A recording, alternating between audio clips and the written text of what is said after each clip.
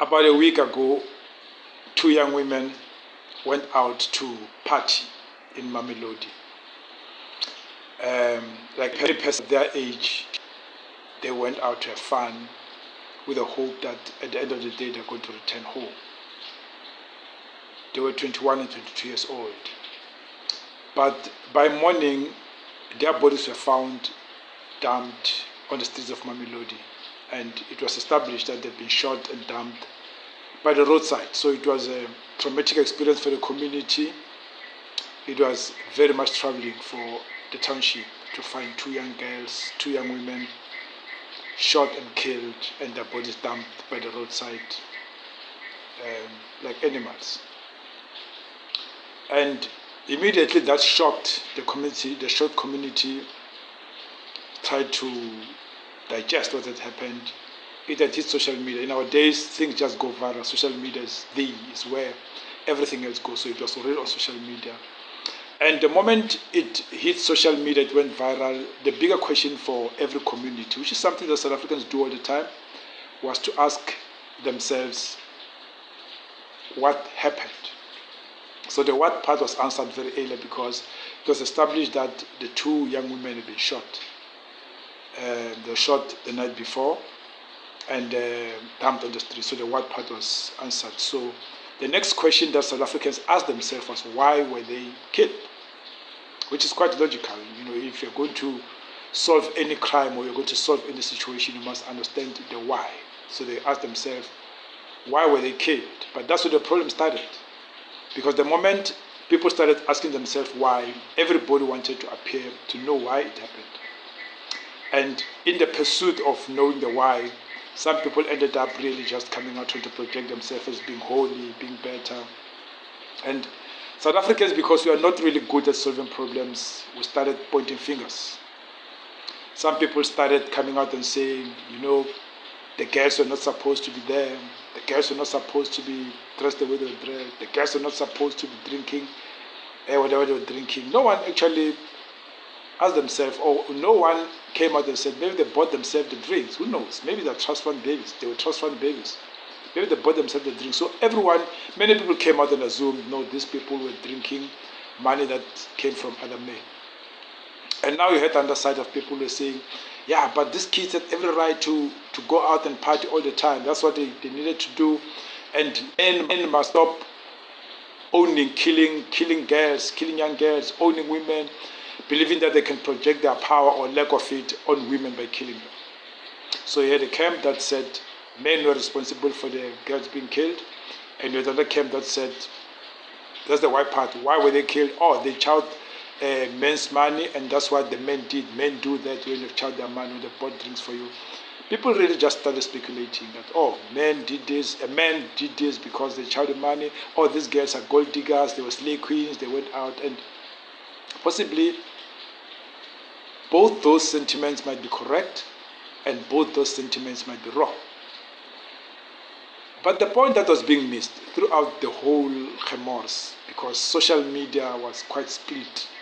You had people coming out, you had young women coming out and say, I know I've got every right to dress the way I dress, to drink whatever I want to drink. Don't assume I can't afford my own drink. And I agree, I'm one of those. I don't want to box myself, but I believe every person has got the right to dress the way they want to dress. Every person has got the right to drink what they want to drink. Every person has got the right to drink where they want to drink. Every person has got the right to share what they want to share. If people went to the profile of the girls and came back and said, oh, we went to the profile of these two young women, and in every single picture they're holding beer, so what?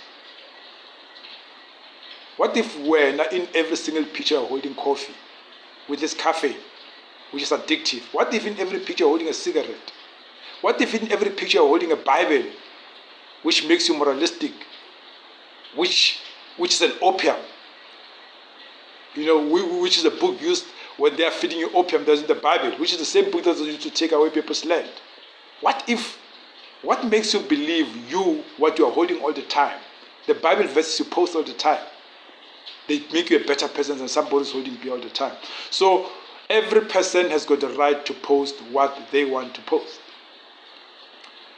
Now, the suspect was arrested swiftly and appeared in court. Quite interesting. I found it. I'm a journalist by training, by the way, so I found it so unfair that his name was mentioned even before he appeared in court, before he could plead, because the law says when you get arrested, you must plead first, guilty or not guilty. After you've made a plea, that's when your name can be mentioned. But social media, the man's name was out there and already was being sullied. I hear that even his house was banned by the community. I'm not sure, I have not verified that fact, but I understand that's what happened, and the house was banned. And the following day, 2 days later, I appeared in court, and it was a bail hearing, and he decided he was not going to take bail for reasons known to him. He started sobbing. He's a suspect. He's not guilty of anything. He's a suspect. He started sobbing. Probably right now the police are building a case, taking the cell phones of the victims, CCTV footage from where they were grooving, because it emerged that he was a boyfriend of one of them. But here's one thing that we all miss. Come out and blame girls for partying, girls for drinking. Every person that's watching this right now, there is a woman in their life. There was a woman, or there is a woman in their life. None of you that's here. Either the woman is your mother, the woman is your aunt, the woman is your sister, the woman is your niece, the woman is your cousin, but there's a woman somewhere else. And before you come out and moralize and say, these girls are not supposed to do this, they're holding beer, they're holding bottles all the time, ice troppers, would you say the same thing about your own cousin? Same thing about your own niece? Here's a niece. Your niece works, and or she doesn't work. She's a trust fund baby. Your brother left your niece a lot of money, and your niece is a student, but your niece drinks. Or she doesn't drink all the time, but it's just that the pictures she takes pictures when she's holding beer, because pictures are not telling the whole story. I might be spending, like right now, you might watch all the videos that I've posted, and every time you see books in the background and you see me talking here, it's not that I live here. There are other things I do that I don't post. Would you say the same thing about your niece, your nephew, your cousin, your sister, your mother? Oh, my mother is not supposed to be holding the Bible all the time. My sister's not supposed to be holding cigarettes all the time. My cousin shouldn't be holding Zol all the time. Can you say the same thing? Because I think the point we are missing here is that. And point number 2, every single person watching this, there's probably a man in their life. Either it's your father, your grandfather, your brother, your cousin, your nephew, your friend, your colleague. Now, when you come out driven by shock and anger, and does it do these generalizations about, men must learn this, men must learn that, let's pause there. I'm not going to come out in defense of men. That's the last thing I'll do. But the man was 38, the girl was 21. All the time, we all see men who go all out to get young girls. Go out and propose 18, or some even go to high schools. They out there parking their cars, getting young schools. R. Kelly used to do that a lot. He used to go to high schools to get women that was girls that he was going to sleep with. You have got a cousin, you've got a nephew, you've got a brother. Have you ever told your brother, who's got an eye for young girls, that is a pedophile? Because we heard this thing, men are pedophiles, men are... And I can't defend men. I'm not going to even start defending men. I'm not going to say men are not pedophiles. I'm not. I don't give a fuck that people generally say men are pedophiles. I'm not going to defend it. I'm a man. I'm not going to defend it. You can say it. You can say men are pedophiles. It's fine. It's okay. I'm not going to defend it. But will you use the same sentiments to your cousin? Hey, Mzala, when you're a pedophile, fuck you, man, you're a pedophile. Say the same thing to your nephew. Fuck you, you're a pedophile. Fuck. Will you do that? Because I think when we are driven by anger, we tend to try a little bit, and there's part of us that try to divorce ourselves from the issue. But here's the reason why I'm saying this. Look, in our societies, we've got men who sleep with children, pedophiles. Some of the pedophiles are in schools. They're teachers, they're principals. Now, if you're watching this video, ask yourself, do you know one? Let's be honest. Do you know one teacher that sleeps with learners? If you know a teacher that sleeps with learners, what is it that you have done? Have you reported? If you are watching this video and you went to high school, let's suppose a teacher slept with you for whatever reason. It was statutory rape either way because you're probably young. What have you done about the teacher that slept with you in 2010, who is now the principal, or slept with you in 1995, who is now school principal? What are you doing about him? What are you doing? Are you fine? He slept with you. He committed statutory rape with you, and now he's fine. He's a principal, or maybe he's now a second manager, or maybe now he works for the Department of Education. Are you fine? Are you to grant? Grant, like, it's fine. He can do it to other people. He did to me, and I went past it. The reason I'm saying this is, look, our society tends to want to simple things. We love conflicts, put a little bit of milk, it becomes soft to eat. You don't want to face the hard fact, the hard reality. The hard reality is that what happened to those two young women is a societal problem. It's a societal problem. It's a problem. It's not the problem about men, it's not the problem about women, it's a problem that society in its entirety, all of us, we need to come out and say, how does something like that happen? How does it happen? How many of your friends own taverns that you have seen serving people who are underage? Young girls, 17, 16, 15. How many of you have sent a 16-year-old to go buy you beer at the tavern? Because my point is, we're normalizing shit as black societies, and then when that shit comes back to us, we start acting holier than thou, like, what are those girls doing? What are those girls doing? What was your role in raising those women? And those women, I'm not talking about the two departed souls, I'm talking about your niece, your cousin, your sister. What is your role in raising them? What is your role, your daughter? What is your role in making your daughter a better person? We always say, kids, schools and churches can't make people better. It can't make boys better boys. It can't make girls better girls or better men. Can't make girls better women. Can't make boys better men. It's the parents who need to play a role. You know, when the Enyobeni incident happened and those kids died, I was so angry when I heard one parent testify and say, I knew that something wrong had happened to my child because ordinarily at 3 o'clock in the morning, I leave the door open. So in the morning, I'll hear my child coming in. When it hit 3:30 and the door didn't open, I knew something wrong had happened. That's a parent saying it. And don't give me the shit about the Constitution gives power to children. Don't tell me that shit. Don't tell me parents don't have agency when it comes to children.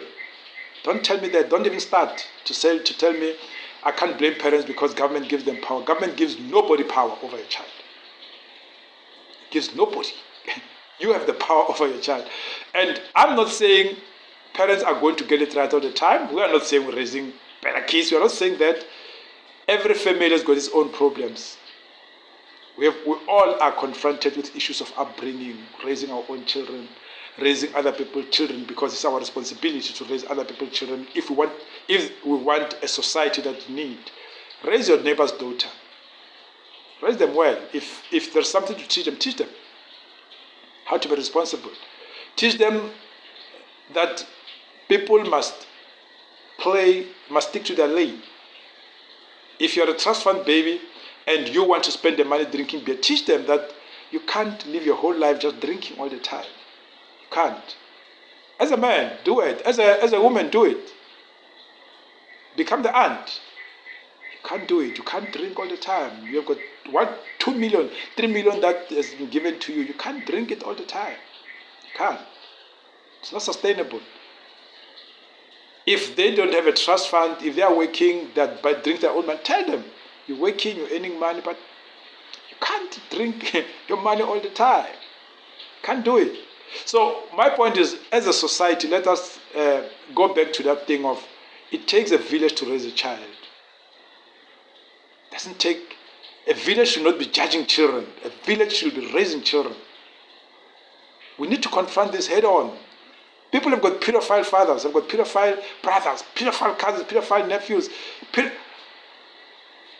and they're doing nothing.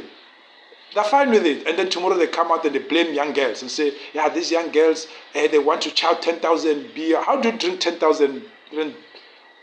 Even astropeds, I don't know what it calls, but I don't think you can drink 10,000 astropeds and still stand on your own feet.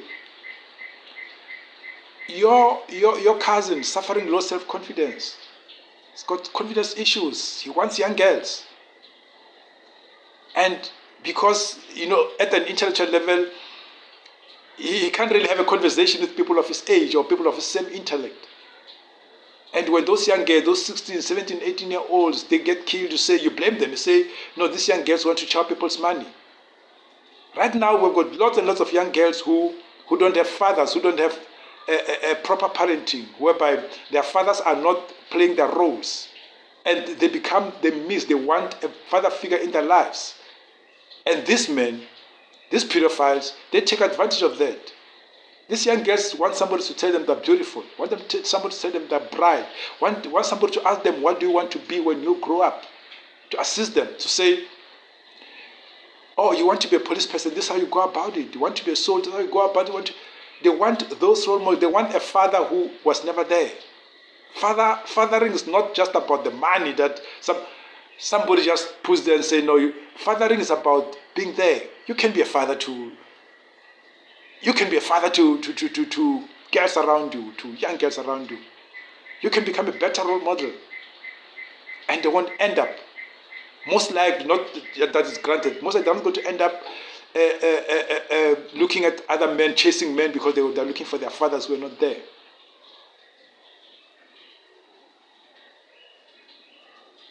You get my point? We need, as a society, to say, what kind of society do we need? Do we need a society where there's a tavern at every corner, where people underage go there and they drink? Is that the society we need? Because we built it, we create it.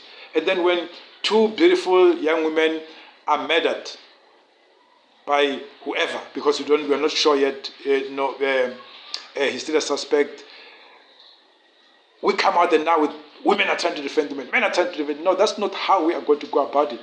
Let's be responsible. Young girls must know who they want to be, what they want to be. And those young girls, they probably knew, they were studying, they knew what they wanted to be. They knew what they wanted to be. And you can't judge them for pictures of beer, because I can take a camera and take pictures with a book every day, even when I'm not reading, even if I'm reading. But that's not all I do. I do other things between that. So let's become a better society. I say this all the time. We are capable of being better. And I understand the judgment that people came up with. I understand, I don't empathize with them. Because we deep inside believe we are better. That's why when something like that happens, we try to blame pedophiles. But each and every one of us knows a pedophile. God, let's go out in memory of those two beautiful girls. Let's go report our pedophiles. If you were raped by a teacher, go and open a case. There is no statute of limitation on rape. Go and open a case.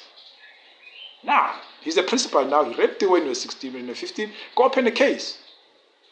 So that you can become a better society that doesn't judge young girls for drinking, that doesn't judge a whole society, that doesn't judge people for saying men do this. Men do a lot of things. I'm a man, I know men do a lot of things. So, like and subscribe to ASAP. Let's make the circle bigger. Let's tackle serious issues. This is video number 51, by the way. Like and subscribe. And get your friends to subscribe. And let's make the circle bigger.